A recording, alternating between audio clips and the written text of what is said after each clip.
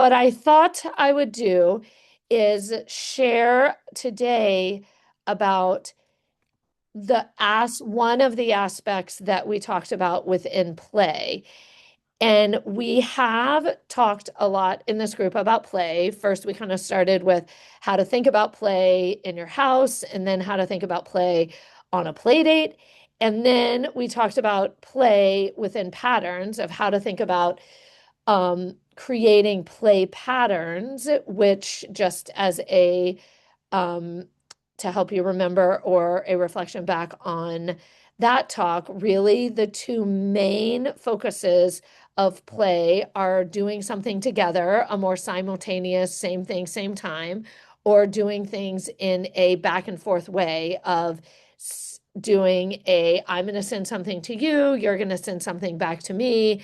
I'm going to hand you something, you're like a sender receiver. I hand you something, you receive it and build, or a back and forth of a ball going back and forth, um, or a giver putter. I'm going to give you a marble, you're going to put it down the tube.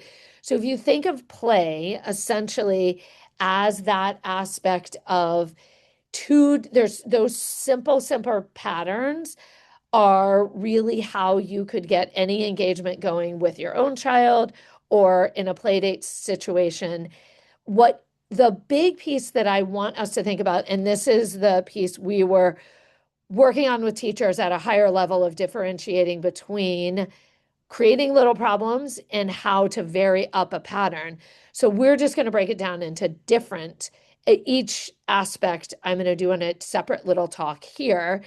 Is today what I wanted to help you guys think about was what we call a playful obstruction. And a playful obstruction is creating a problem within play. So it's not changing the pattern of what you're doing within the play, but it's creating a tiny little twist or a tiny little problem that helps any of our kids have to think about what they're doing instead of just doing the same thing a million times.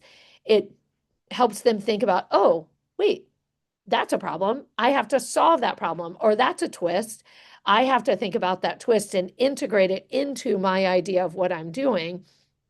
And it helps us continue to build that flexibility within our children of play can change, play can evolve, and play can have twists. Interactions can have twists, interactions can evolve. And so what we want to do is create little twists throughout our interactions. It doesn't always have to be play, but since our kids are little, play becomes an important way to expand their thinking and expand their problem solving.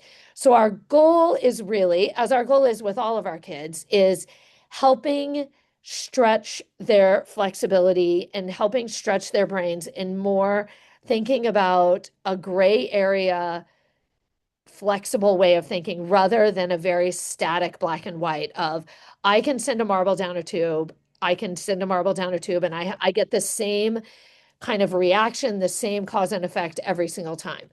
That is true. If you send a marble down a tube every single time, you'll have the same kind of a dopamine excitement of goes down the tube and then it comes out.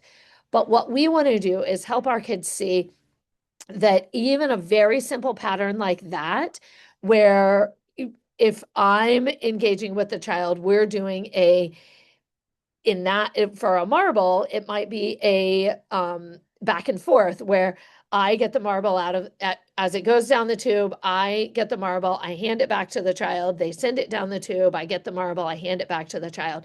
So that's a back and forth giver putter. I give, they put, I give, they put.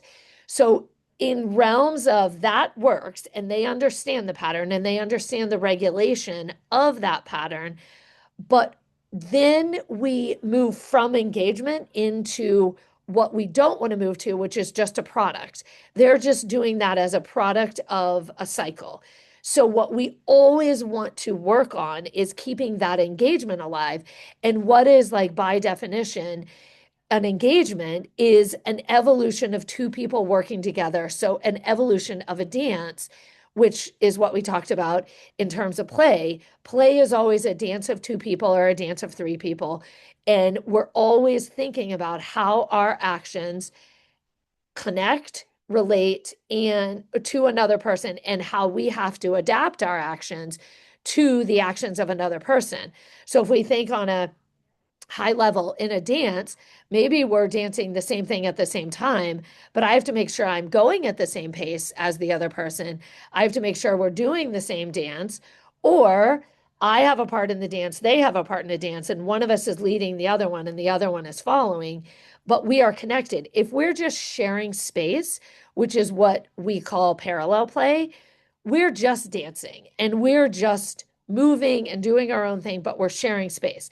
And if we think about the evolution of our kids at the beginning of the school year, that is all we were expecting is for them to share space together, feel comfortable, and they're just learning to be safe and comfortable in the same space as another child. Now, we really want them connected. We want them associated with each other. We want them to understand the reciprocal back and forth.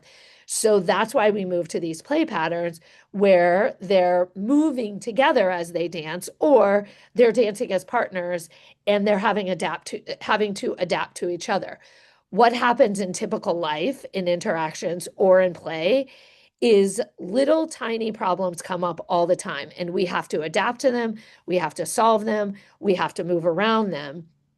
So, as parents, what we really want to do within our child's play is create the problem. Because if we don't create the problem, our kids, in their brains and their neural pathways, it feels so good to do the same thing over and over again because it feels grounding to them. We're never going to change something outside of their window of tolerance in terms of a change, but what we are going to do is add a little bit of a twist to what they're playing with. So here's an example of today. I was playing with a friend and we were in a crash room where there's a slide, and they were first going down the slide. So that became, I'm going to lean in to what they're doing. So when we're playing with our kids, first we're going to watch and observe. And from a floor time aspect, we call that a wait, watch, and wonder. So I'm waiting. We go into the crash room, and I just have like 15 minutes with this friend, and I'm watching, and they're going down the slide. So then I'm like, okay, so I'm going to join in because that's what they're interested in. I go in with my intention is just to connect and add twists to the play because I know that's a goal of this friend. So they start going down the slide. So I start watching them go down the slide. And then I'm like, okay, so that's my pattern is we're going to send things down the slide. And in the beginning, it was just the child going down the slide. So then I decide, okay, I'm going to create a way for me to join that play because when it's just him going down the slide, I'm not connected to that. So then we're still just sharing space. I can be at the bottom, but I'm not connected within that play. So I have to figure out first a way for me to connect with that play. So in the crash room is cars. So I'm thinking he's into slide. I know he loves cars. So I'm just going to send a car down the slide. He slides down, then I'm going to send a car down the slide. And he watches the car goes down the slide. It's obviously kind of a winner of a engagement because a card going down a slide is pretty cool. So then, without using language, I just hand him a car and I'm like, delivery. And then I see him. And then when I sent the car down the slide, I said, 3, 2, 1, zoom. And then I handed him a car. And then I said again, 3, 2, 1, zoom. And so that gave him a cue of, oh, now we're starting to play together. Now she's engaging in my pattern of a slide. So he sends the car down the slide. Then I hand him another car, delivery. He goes to the top. I say 3, 2, 1, zoom. He sends the car down the slide. So now we've engaged in a pattern. And now he's excited about the pattern. He loves the pattern. He sends the car down, then he slides down, and then on his way back up, I deliver a car to him. So now I know we have our window of tolerance is wide, and we have a pattern going that he is comfortable with, and he's regulated with, and he understands his role in the pattern.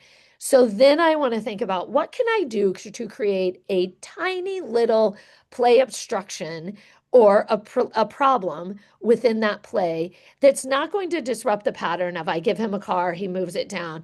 But I'm not going to keep doing that because one, it becomes less fun to me. And it's just the same cycle over and over again. And I want to always keep an evolution because I'm thinking about he's 4, another 4-year-old's going to come in and wreck the play. So I'm trying to work on just right evolutions to the play to create a problem. So there's lots of different ways you can create a playful obstruction. Some really simple ones are add something to the play, eliminate something from the play, or use your body to become an obstruction to the play. So my first thing I wanted to do, because I wanted him to stay with it, and being flexible with evolutions of play is not always easy. So I just put my arm on the slide and I was like, oh, road closure, and for 5 seconds, not even long enough to let it mess up his pattern. And then I was like, oh, road opened. So I put the my arm across the slide, and then before he even got ready to send it down, I raised up my arm and I was like, road open. And I was like, oh, that was different.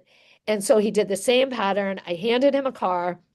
And then he went back up and I did it again, but I left it there a little bit longer. And I was like, road closure. Oh man. And then he again, then I got that little moment of what I was looking for was a moment of engagement of now we're engaged in the pattern. But then he looked at me to be like, what? And I was like, oh, road open, because I'm never going to push him past. I don't want it to be a demand. I want it to be fun. So then he did it again. I handed him the thing. I didn't really talk about what I was doing because it's not a demand, it's not a force. And if he hated it, I would have stopped doing it. So then the fourth time, I was like, oh man, it's happening. And I did it super slow to close off the slide. And then I got a smile because he knows in his head, she's going to move it. So he knows it's silly. And I was like, oh, these road closures. Oh, man. And then he was like, what is causing these road closures? And I was like, I don't know. And so then I lifted it up. He came down. So we did that for a little while. So then that became part of the pattern is road closures. And then he started saying like, road open. So then I would open it up again for him. So then that obstacle was fun and we got through it. Like we moved through it in a positive way. So then I was like, all right, I'm going to create another obstacle. So then I knew he kind of liked the road closures idea, and there was big brick construction blocks in the movement room. So then I was like, oh man, another detour. So then I stacked up 3 blocks at the end of the side, which I knew would be fun for him because it would be a big cause and effect when the car hit it. And so then I was like, oh man, roadblock. And so then he sent it down and it crashed into the little paper construction blocks and they went flying. And then that was yet another obstacle that then he, because we had done a smaller version of it with my arm, then he just knew this was a fun way that we were playing. Now I'm just adding these simple little obstructions that I like highlight as a problem.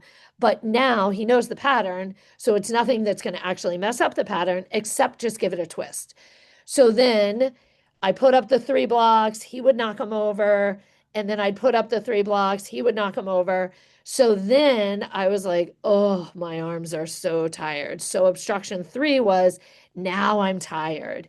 And then he went back up and I didn't put the blocks up because I said I was tired. So that's like eliminating me constructing the blocks.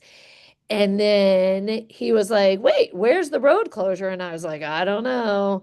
My arms are tired. I'm going to take a nap.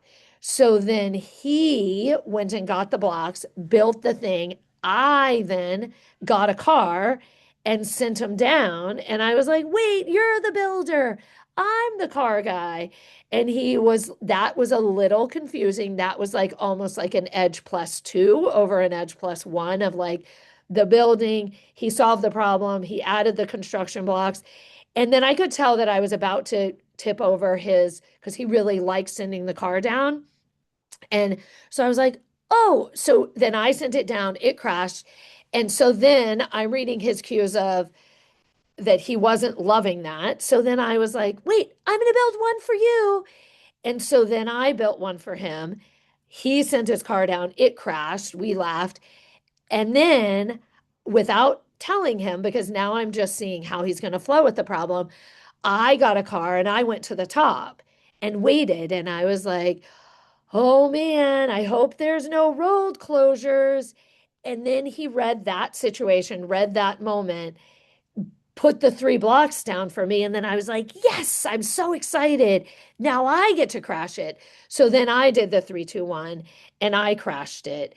So then we kept going with that. So now we've added the obstruction of the blocks, which obstructed the pattern a bit. But then I added the elimination of me building it because my arms were tired. And then now we've added the variation to the pattern of taking turns, but never disrupting the baseline pattern of sending the car down the slide, because that was something we both found joy with in the beginning. So we want to add obstructions that create moments of problem solving and we overcome them and then they become part of the play. And then we just keep adding them and it either twists the play a little bit or we move back to the regular play or it adds a variation that we want to continue with the play. So if we think about if you're playing with your child, you're playing trains, you're even like coloring, there's so many ways you can add little moments that get them thinking about you, engaging, and initiating a solution to the problem.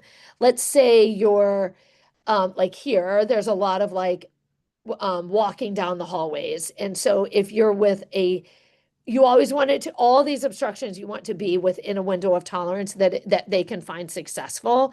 So you're walking down the hallway to the bathroom and you have like basically if you're thinking about it, not maybe don't do in a bathroom situation because you know that a child like you don't want to create more stress if they're going to the bathroom. But let's say their plan is to do walking in the hallway, but you're passing a room and then all of a sudden you just throw a beanbag into the hallway and then you're like, oh no, what are we going to do? And then either a friend will get like, it will shut down because it's a change, or they're going to look to you, which is great. And what you're going for is let's figure this out together. And then you can solve that problem and say, oh, I know we can't go under it, but we can climb over it. And so then you go at climbing over it, or you look to the friend, depending on where their capacity is, and you can say, oh my goodness, what are we going to do with this beanbag in the hallway? And see what they come up with. They may want to push it down the hallway, they may want to climb over it, or they may want to go around it.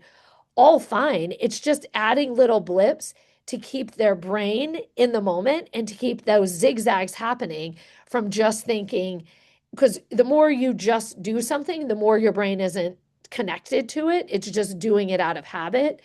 So when we create a lot of obstacle courses, they'll go through the obstacle course, feel regulated, feel safe in the obstacle course, and then we'll add a twist to it that we'll put like a body pillow across a balance beam.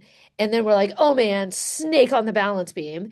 And then just let them figure out. They can come up with a million different ways of something they want to do. So a snake is adding something, eliminating something would be to move the balance beam and be like, oh my goodness, the bridge is gone. What should we do? And some kids will say we should jump across it. Some kids might say we should find something else to become the balance beam. It could be anything. Or some kids will get really anxious and freeze. And that's when you say, oh, wait, I know I have an idea. Now we're going to have to swim through. And then you swim across because the bridge is gone, so you can't cross over it. So there's two things that are there's adding something, eliminating something, and then you being the obstacle of lots of times when I'm with kids and we're working on doing something same time, same we're working together on same time, moving together in a synchronized way, I'll stop and I'll be like, oh my gosh, guys, whew, I got to catch my breath, or I have to tie my shoe, or if we're in like with a trampoline or something, I'll be like, oh, wait, I'm getting a little sore. I have to stretch. So then it's creating a little twist moment that then, because we're having so much fun, and I've already highlighted the pattern of doing it together, that they're going to stop and wait or start stretching with me. And if they run ahead, then I'll be like, oh, wait, I thought we were doing this together. I'm back here, and just working at them coming back so that then we can keep going together. Like, oh, I was having fun waddling like penguins. I just had to stretch my legs a little bit. So you're getting them to think about how they're co-regulating with you and how you can repair that co-regulation after you've added this twist of something you're doing, something you're adding or eliminating within those obstructions. Other ways that it works really well is if you're doing like even coloring, you can, if you're coloring like even two different things, but you're noticing like your child is really thinking about what they're doing and not thinking about what you're doing, you can create an obstruction like, oh man, oh, I can't find the red marker. And you know they have the red marker. So you're creating you can't, you don't, they have something that you need. So they're going to have to problem solve. And they could say very well, like, well, I have the red marker, you have to use something else. And then you could be like, oh, I just need that red marker for this part right here. Oh, I hope I could have it in a little bit. And so you're helping them see it, but you're not demanding of it. So then if they don't give you the red marker, then you can see what colors they're looking for and slyly take some markers away. And then they'll be like, oh, wait, I needed the blue marker. And you could be like, oh, wait, I have the blue. Want to trade red for blue? So you've tried an obstacle in one direction of just asking for one of theirs that you have missing, but you could also take some from them. So then they have to communicate like, oh, I'm looking for a blue. Do you have blue? And you can be like, oh, yeah, I'm wanting your red. Can we trade? And then you've gotten a lot of reciprocalness in there rather than giving them all the markers, all the scissors, and then they don't really have to engage with you in that process. The other thing you can do with like simple things, like if you're at dinner, something's stuck, like you have to, like you're trying to open a salad dressing or open something and you're like, oh man, this is so stuck, but make it loose enough that they can open it. And then they're able to solve the problem. And then you've gotten that little bits of engagement. I think as parents, what we want to do is make life as easy as possible for our kids. But I think a little bit what we miss is that solving problems is part of our kids growing and building their competence. So giving them little moments of competence and little moments of, oh, you solved that problem helps them feel better about themselves, helps them feel like they're more problem solvers, and gets them initiating those solving the problems in different moments and just watching and analyzing when there might be a problem. Like we'll do lots of times at school where there's 5 chairs at the table, but yet we need a sixth. The sixth, there, you will always want to have the solution to your problem very readily available. So the chair's just on the other side of the room. And then someone comes to the table or a teacher comes to the table and was like, oh man, I do not have a chair, and see if some child scans the room and goes and gets your chair. 9 times out of 10, it will happen. And if they don't, then you can be like, oh, I guess I'm going to have to stand at dinner. And then if they still don't get that, what you can then do is be like, wait, I see the chair way over there. Oh man, can you go get it for me? And then the next time, do the same thing and try with a very subtle prompt and see if they go get the chair because it definitely will start to resonate with them. So one of my biggest homework goals of this is really thinking about how you can create little problems throughout the day, all the time in the day, and create obstructions in play that help them think about, oh, that's different, but still the same and like same but different, but continue moving on with it. And you as parents kind of playing dumb, acting like you can't do something to give your kids the feeling of success of doing it really makes a big difference in building our kids' confidence throughout the day. Questions about that or ideas of things you guys do that you would love to think of play ways you could add in playful obstructions to that play or to that interaction in the day. I have a question. This might not be totally Yeah, relevant, and yeah, that's just okay. shut it down if it's not. But the so I was drawing with Cooper this weekend, and it's kind of on like the other end of the spectrum where he was very regulated, like very connected and paying attention to me. Um, to a degree that I guess I don't think would be welcomed by a peer if you were playing with them. Like he Like was in your space looking at your picture. he was like, "Good job, mom!" Like saying these things that were intended to be so nice, but they would have come across so patronizing. And like he also had like strong opinions about like how I color or do different things. Like, let me help you with that unicorn. It has swirls like this. Like, no, the rainbow's not like that. It's like this. And like doing it on my paper. So two ideas on that. One, fun obstruction that you could do if he would tolerate it, you could do it then, or you could do it at like the very first 5 minutes of dinner, is to be like, wait a minute, Cooper, I learned about this really silly way that we can color is we all of a sudden unicorns take our voices away and you try to do it like you try to legitimately color with each other without using words. So you're giving each other thumbs up, you're pointing to the marker you want, and then you're pointing to like your coloring, and then you're like, and see if he likes it, and then he would give you the thumbs up or the thumbs down. So one is for him to realize, I mean, what he's trying to do is like make the connection with you. So you helping him realize you can make those connections by smiles, all that Oh, affect. So that's one thing is like eliminate just in different parts of your day, eliminate your words and just use affect. Teachers do it a lot.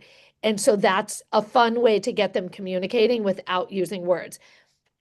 With the second part of what you're saying around where he was kind of overly semi, I would say, controlling how you were coloring your picture did he also have his own thing he was coloring, or he was just watching you? he had his own thing. Okay, so then you could do one of two things. It sounds like he really wanted to be engaged with you in a coloring thing. So then I would be like, oh my gosh, wait, should we make a unicorn together? You have great ideas, but I also have great ideas. So let's make Mm. one unicorn. And wait, what part did you want? You wanted to do swirlies. Where do you want to do swirlies? Because I have a different idea for my part. So let him do Mm. swirlies on a part. And then you're like, I love your swirlies. I am going to do polka dotted tail. Okay, what's yours next? So, like, because I think he could have done his own, but then he's actually trying to engage with you. He's trying So really hard, I'd go yeah. for one picture together and you each have different parts. And you could even in the beginning talk about like what part do you love to color? Because I'm thinking tail, but you tell me because I'll let you color because you don't really care what you color. So he could color the head and then you could color the legs. And so then in the end, how cool you get to go show dad this combined unicorn that you made. Okay. Thank you. And do I just let the other stuff like, good job, mom? Like, do I just let that go? Yeah, because you could, I mean, you could be like, thanks, Coop. And then when he maybe says it the third time, you can be like, oh, sometimes when I love what people do, I might say this, like give him a something else to say about like, Mm. so you could be like, well, what do you actually like about what I'm doing?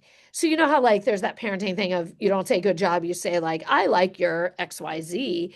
So you could be Hmm. like, oh, what do you like about what I'm coloring? So that he gets out of the script of saying good job. And you could be like, oh, wait, did you like the part I colored on the leg or the part I colored on the hand? And then that'll get him out of that. He's getting attention for just saying the same thing over and over. Oh, okay. That makes sense. But I mean, I would, for him, if well, here's step one, he can't control what you're coloring. So he can say, well, I think it should be this way. And you can be like, oh, great idea. I am way better at dots than I am swirlies. So I'm going to do Mm, dots. But if you want to add swirlies to my picture, you can do it in this part, but that's not what I was thinking.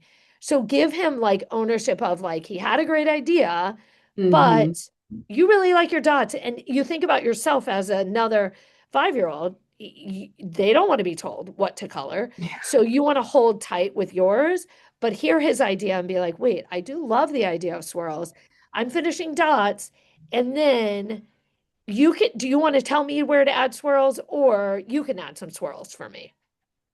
Okay. So like set the boundary almost and then like guide Yes. him where he can add in. Yes, he because it's not going to feel great to him if he thinks that's how coloring goes when then he tries to tell a friend how to draw a unicorn and they are going to give him a hard no. He's got to figure out how to get his idea in there without bossing it. So the way he gets it in there is, "Oh, I like your dots, but do you think you should add swirls?" And then that's going to be a softer land to another kid than that should be swirls. Because what Hmm. I think he's doing with your good job is like, good job, but let me tell you how it could be even better. And you want him to like what you're doing and maybe give you an idea, but you may or may not take that idea. Okay. So get the idea. Okay. That makes perfect sense. And he can add, oh, you have your own unicorn. Let me see what swirls look like on your unicorn. And then, okay. And then And that's then he great. can do his ideas on And his. then he could do his, and then you can be like, oh, I like it. I'm going to do 2 swirls on the main. And then like you've added it, but it's not taking over how you're making your unicorn. And then you can really be like, oh, I like my unicorn. So he doesn't get to control how you're making your unicorn. That makes sense. But if you want to make it a more like reciprocal turn taking, where you're both Yeah. doing the same coloring, but you want to do it together, then I would do a giant unicorn and you each take turns adding to the unicorn. Giant unicorn. Yeah, where then he has ideas, you have ideas, and you take turns adding them. Okay. Take turns adding. Or like for Cooper, a lot of your kids, he has really great animal ideas. So you can be like, wait, I have this cool idea. I have this white piece of paper. Should we make a brand new animal in light? Like this is always a go-to favorite of mine for Oh. kids who can integrate ideas and have some fine motor skills, but you don't have to have a lot. Could we make like a brand new animal and surprise Layla with it? And then like I'm thinking unicorn. What are you thinking? And then he will say cheetah or whatever. And then you can be like, oh my gosh, how could we do this? Okay, I'm thinking unicorn tail. What should we add of the cheetah? And then you've created this whole collaborative idea brainstorm, and then you actually draw the cheetah unicorn, and then you come up with a silly name for it. Oh, that sounds really fun. Yeah, I if love you do it in little pieces, it maybe you may come up with your brainstorm of like cheetah head with unicorn mane with cheetah body, like, and then you're like, oh my gosh, let's go have a snack, and then we can draw it. Ah, let's have like a little a little Like you have to have a pause because that's a ton of brain work to integrate those ideas together, and then you can come back and draw it. perfect. Thank you. Other ideas of questions around how to create little playful obstructions? Mm.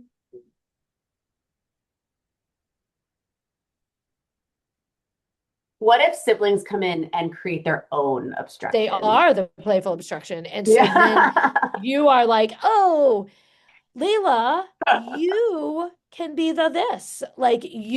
She is the playful obstruction. And you figure out, oh, Cooper, how can we add Layla in?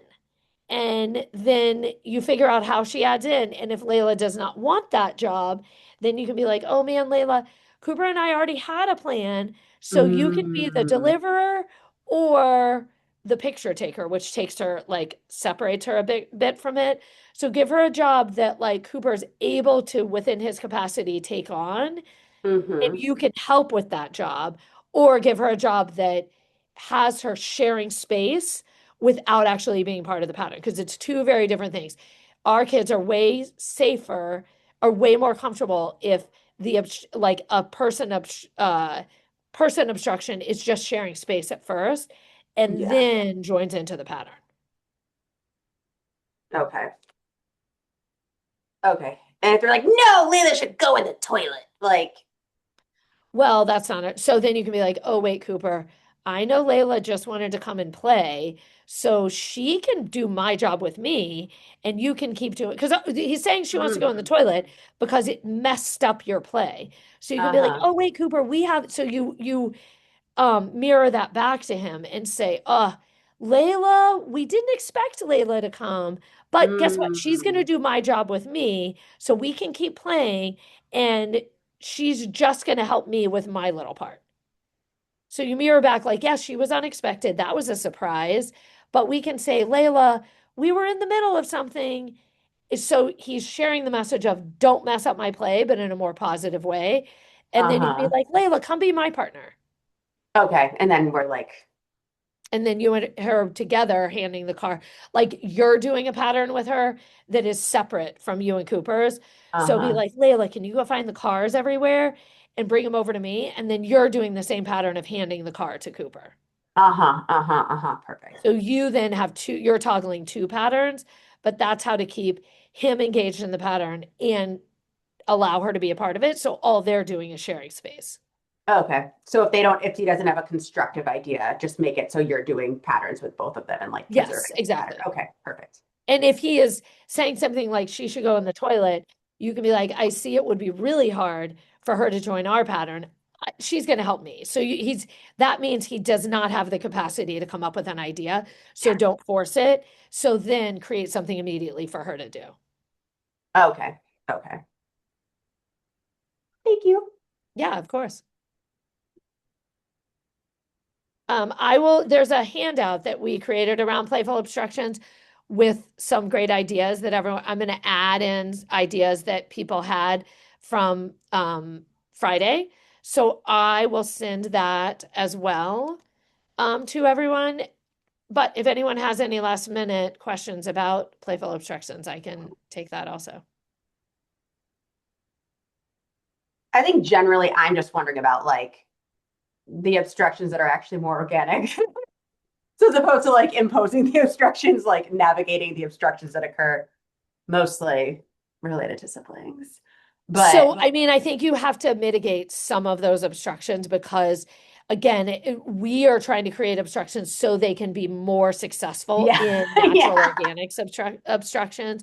So, this is where it's if you and him are these playing are purposeful together, obstructions. you're Uh-huh. creating tiny ones. So then he's more tolerating the bigger ones. Same as like in school, there's more Hmm. obstructions that happen when there's six kids in the class than when it's three in a like split group.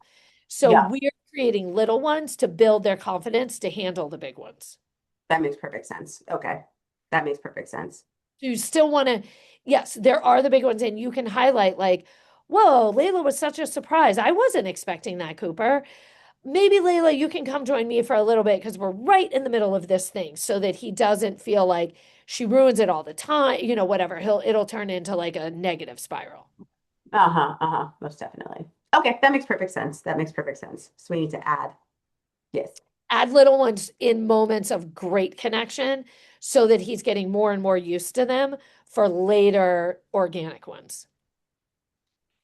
Perfection. Because if we just let them play their own thing all the time and don't add obstructions, then a big one like a sibling or a classmate is going to be so far outside of their realm that it becomes a negative in multiple different ways. But if we had little ones all the time, then we're getting them to stretch our brain. So when an organic one comes in, some of them they can tolerate, some of them they still need help tolerating, but they're able to like absorb it rather than completely fight or flight to it. Hmm. That makes sense. Like Dr. Becky used to talk about like vaccinating like reactions by like doing them in play as the parent. Yes, So then like exactly. later. You're just creating kind of that like immune way of understanding, this is okay. I can take this in, but I know how to integrate it. Yeah, yeah. So yes. Great. All right, so I'll send you guys the handout once I add in all the ideas from our professional development, and then it'll give you ideas on how to create playful obstructions. Lovely. Thank you, everyone.